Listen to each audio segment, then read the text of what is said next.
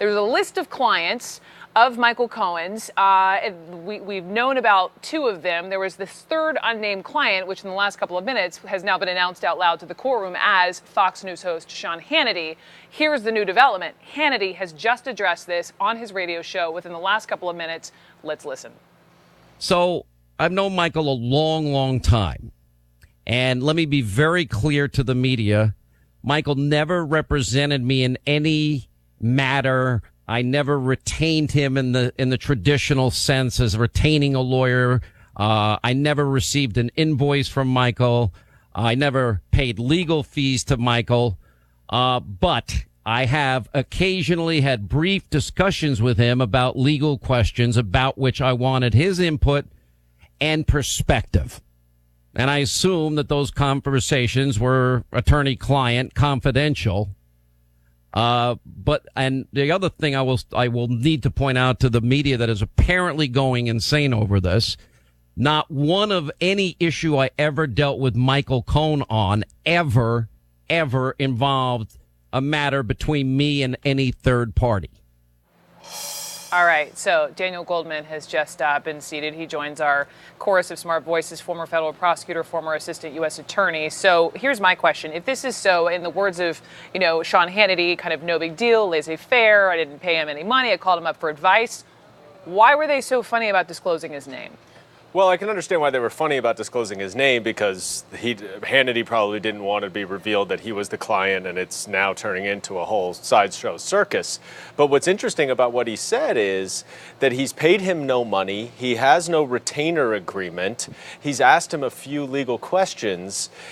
When you have an attorney-client relationship, that is a formalized relationship where the attorney is giving you legal advice about a particular matter. Mm-hmm. He said he never discussed a particular matter with him. So it's one thing if he's just asking him some questions, but for Sean Hannity to be one of three clients of Michael Cohen's, that Michael Cohen couldn't even go in and say, he's not a current client. He had to announce to the court that he's a current client.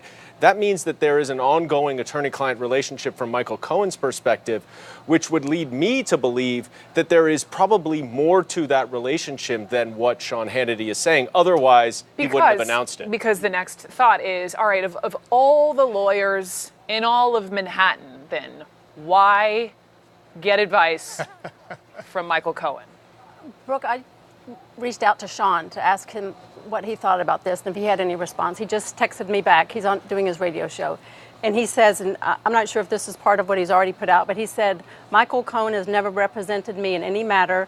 I never retained him, received any invoice, or paid legal fees. I've occasionally had brief discussions with him about legal questions about which I wanted his input and perspective. I assume the conversations were confidential, but to be absolutely clear, they never involved any matter between me and a third party. Okay, so he's put that out, but that is clearly what he's No, and that's an important point, I think, to hit on. If I can just come back to you, the fact that there wasn't a third party, right, which is been pointed out as part of the MO with some of these clients and Cohen, is that there's a man, there's an NDA, there's a woman, Daniel, and so the fact that there wasn't a third party tells you what?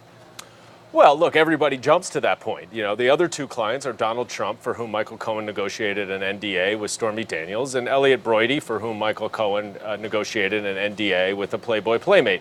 So the obvious and natural assumption that people would jump to is that Michael Cohen negotiated an NDA for Sean Hannity. So by him saying that it had nothing to do with him and a third party, he's trying to get out in front of that and quell the rumblings about that as the reason why.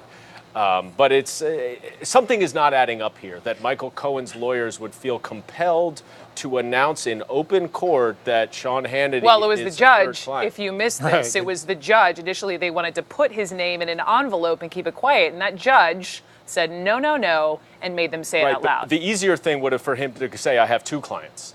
The point is that he feels like he needs to say that Sean Hannity, whether he announced his name or not, is an actual ongoing client for Michael Cohen, whereas Sean Hannity is saying he doesn't represent me in any matter. So there's something inconsistent about those two. Can you text Sean Hannity back? And can you ask him, isn't it a conflict of interest when he goes on television every single night talking all about, railing about Trump?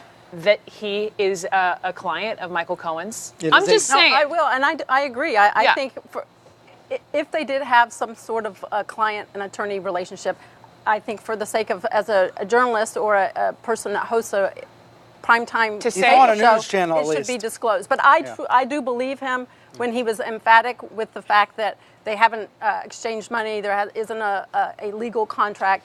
But to your point, why would Michael Cohen go to the point to say this is one of my clients?